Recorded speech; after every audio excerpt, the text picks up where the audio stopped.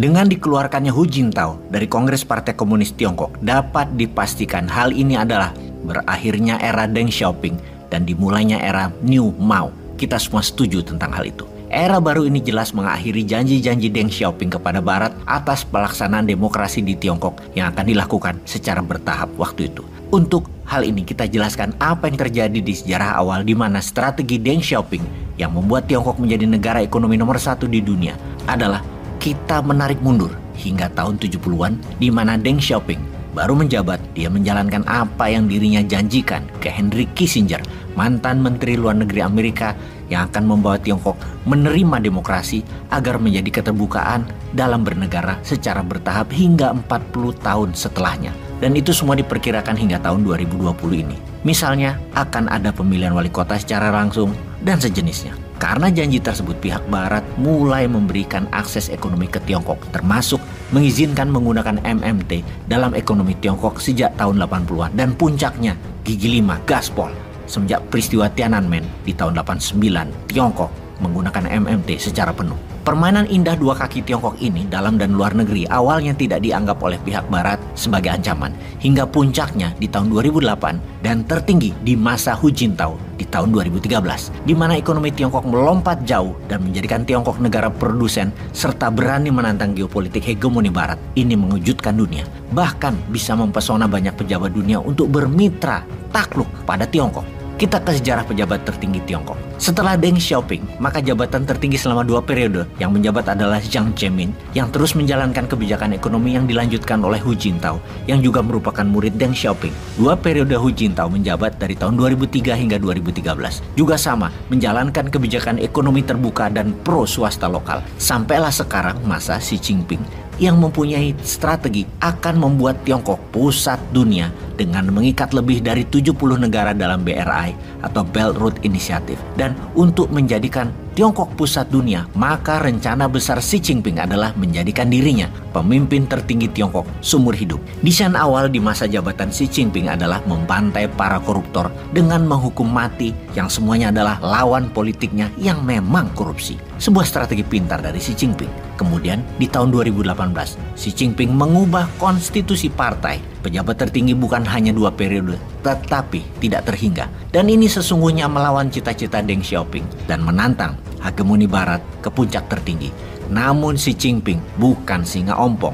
Dijadikan dirinya ketiga kalinya menjadi pemimpin tertinggi Tiongkok. Siapa yang berani lawan? Kembali ke informasi, diusirnya mantan pemimpin tertinggi Tiongkok yang juga merupakan pembuka jalan Xi Jinping jadi pemimpin Tiongkok. Mengapa Hu Jintao yang dipertontonkan keluar ruangan kepada publik dalam kongres ini? Karena Hu Jintao adalah pemimpin yang konsisten dengan tujuan demokrasi di Tiongkok sejalan dengan rencana besar Bapak Ekonomi Tiongkok, Deng Xiaoping.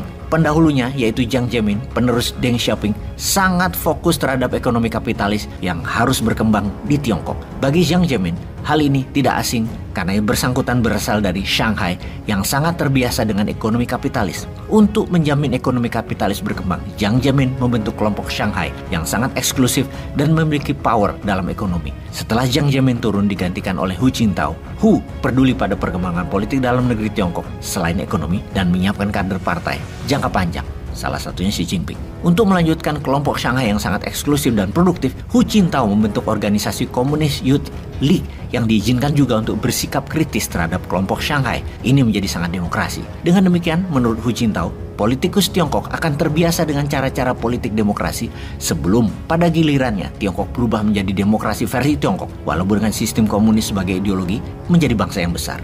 Tetapi kejadian dikeluarkannya Hu Jintao dalam Kongres Partai Komunis Tiongkok ini, maka proses demokrasi di Tiongkok berjalan mundur dan kembali pada ideologi murni komunisnya Mao. Kapitalisme dan demokrasi adalah value yang tidak dapat dipisahkan dan menjadi inti dari value Barat. Apabila Tiongkok mengharapkan mekanisme ekonomi kapitalis untuk bertumbuh, maka kalau masih komunis, harapan ini hanya merupakan sebuah delusi saja. Karena dengan kejadian diusirnya Hu Jintao, ini adalah era baru, era New Mao, era Xi Jinping yang komunis murni, sosialis murni, semua milik negara. Tiongkok dengan demikian akan menjadi negara paling berbahaya di dunia, di dalam dunia demokrasi.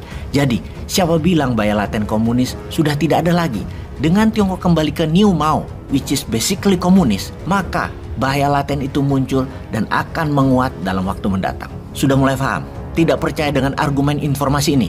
Kita lanjut. Sesungguhnya, kapitalis dan komunis itu ibarat air dan minyak yang nggak mungkin menyatu. Kapitalis yang sehat itu harus berdasarkan pasar atau market. Sementara komunisme pasar itu gagal, jadi negara harus turun tangan sebagai satu-satunya perencana ekonomi atau central planning. Di sisi kapitalis, pasar berfungsi dengan baik jika sistem politiknya demokratis. Sedangkan pada sistem komunis, ekonomi dapat dikendalikan secara efektif dan efisien dengan pemerintahan yang harus otoritarian. Sekali lagi kita perhatikan, ketika pemerintahan menjadi otoritarian dan mau menjabatnya lama, maka pasti ekonomi tidak akan bebas lagi dan tidak mengikuti pasar dan akan membawa sebuah pemerintahan seperti di ujungnya, USSR atau Uni Soviet bubar. Mau baru, yaitu Xi Jinping. Jelas-jelas dia ingin kembali kepada ajaran Karl Marx, sangat represif, 100% menekan.